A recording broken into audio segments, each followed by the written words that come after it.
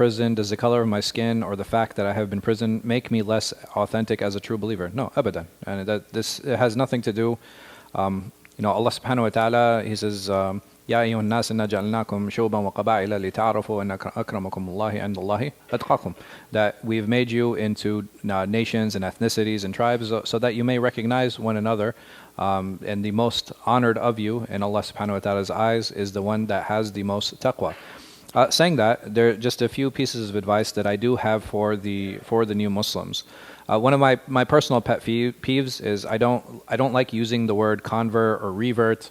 And the reason for that is because that label usually stays with that person their entire life. So a person can be, he can have converted or she could have reverted, whatever term you prefer. And even after 20 years, this person will still be called a convert. I've had people who I know, they've been Muslim longer than I've been alive, right? And then we still call them, converts. And I don't understand the benefit. I really don't. I don't understand why that label is there. The only labels that I feel, and again, this is just my personal opinion, that are appropriate are new Muslim. Because after 6 months, you're no longer what? You're no longer new, right? You've been in Muslim for 6 months now. And the reason I say that is because of the stigma that's kind of attached to it. And when an individual is not new anymore, then those excuses for not knowing how to read Quran, those excuses for not being part of the community, those excuses for not attending classes, they're gone. But many times I know brothers and sisters, it'll be 2, 3, 4 years, and they'll be like, oh, well, how come you haven't been coming to the masjid? Oh, I'm a convert. Do you understand the problem that this creates?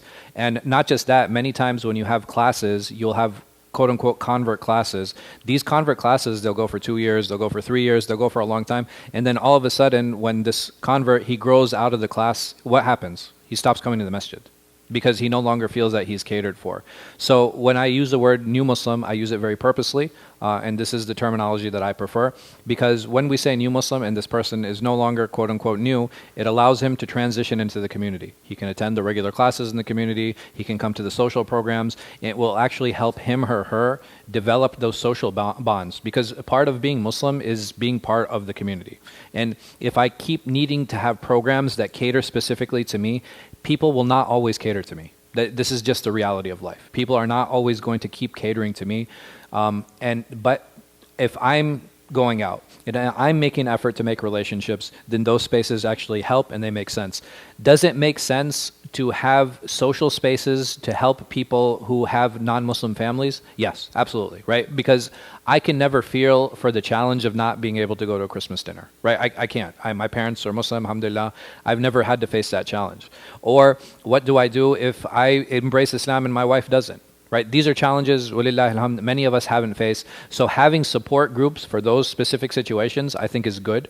But in general, this idea of convert, revert classes, no, I'm not supported of it at all. And I think that this culture of being a new Muslim, and then when you're no longer new, those excuses are gone, and it forces an individual now to integrate into the larger community. And Allah knows best. Alhamdulillah, you guys have the honor of not having me give you the khutbah today. It'll be Ustad Hassan Shibli. He'll be joining us soon, inshallah. Jazakumullah khair. Also, after the salat, there will be a janazah. After the salat, there will be a janazah. So please just stay in your places after the salat al-Jummah, and we will make the salat al-janazah, inshallah. Jazakumullah khair. Wallahu a'lam. Wa sallallahu ala khairi khalqin. Nabiyina Muhammad wa ala alihi wa sahbihi wa sallam.